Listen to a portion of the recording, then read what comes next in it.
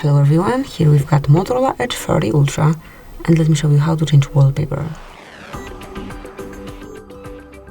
So at first, open the settings, then find and select wallpaper, and here click on home screen. And now you can pick one from your own photos, on-device wallpapers, and one from the categories also, so landscapes, textures, life, earth, art, or whatever you wish.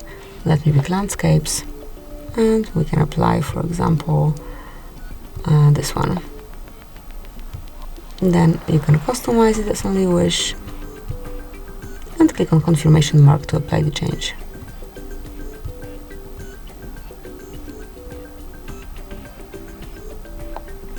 And then decide if this picture should cover your home screen only, just your lock screen, or both of them. I will choose both. And that's it. As you can see, from now on, this brand new picture is covering both your home and lock screens. So this is it, that would be all. Thank you for watching. Please subscribe to our channel and leave the thumbs up.